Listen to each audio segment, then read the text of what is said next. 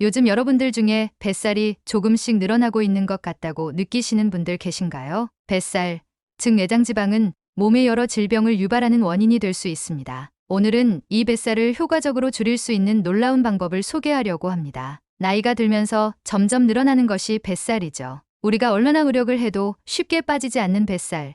이것을 어떻게 해야 할지 고민이신가요? 그러나 절대로 포기하시면 안 됩니다. 왜냐하면 이 뱃살이 우리의 건강을 크게 위협하는 요인이기 때문입니다. 이제부터는 커피를 통해 뱃살을 빼는 방법에 대해 알아볼 건데요. 바로 믹스커피를 이용하는 방법입니다. 믹스커피를 마시면서 뱃살을 줄이는 방법. 굉장히 흥미롭지 않나요? 그래서 오늘은 어떤 믹스커피를 어떻게 마셔야 뱃살을 줄일 수 있는지 알려드리겠습니다. 오늘의 영상은 뱃살 문제로 고민하시는 분들께 꼭 추천드리고 싶습니다.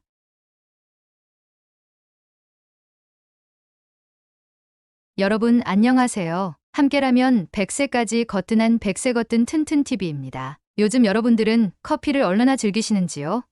이 영상을 클릭하신 분들이라면 믹스커피 많이들 좋아하실 텐데요. 믹스커피는 하루에도 수차례 즐기는 사람들이 많아 그 한 잔을 즐기는 시간이 행복의 시간이 되곤 합니다. 믹스커피를 좋아하는 이유는 다양하지만 준비가 간편하고 비용도 크게 들지 않으며 달달한 맛이 좋기 때문일 것입니다. 뜨거운 물과 믹스커피 한 봉지만 있으면 맛있는 커피 한 잔이 완성되니까요. 조사 결과 50대 이상의 분들이 커피를 가장 많이 소비하는 것으로 나타났는데요. 특히 이 연령대에서는 커피를 습관적으로 많이 마시는데 그 중에서도 믹스커피 소비량이 가장 높았습니다. 믹스커피는 그래서 국민커피라는 별명까지 얻게 되었습니다. 믹스커피가 건강에 좋지 않다고 알려진 주된 이유는 바로 설탕 때문입니다. 믹스커피 한 잔에는 평균적으로 6g의 설탕이 들어가는데 이는 건강에 해로운 탄산음료와 비슷한 설탕 함량입니다.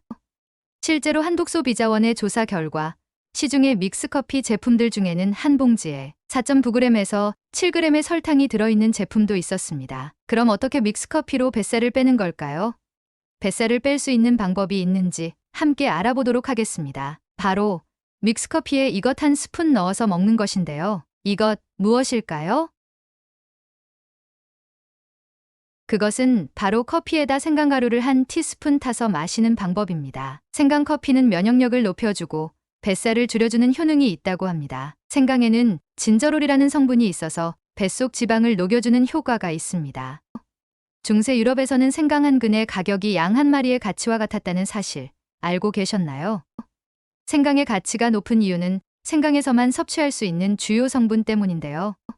생강의 주요 성분 중에 진저롤이라는 성분은 생강의 매운맛 성분 중 하나로 생강에서만 추출된답니다. 진저롤은 에너지 대사량을 높여 우리 몸을 따뜻하게 해주는 성분으로 냉증을 치료하거나 환절기 감기 예방에도 도움을 주죠.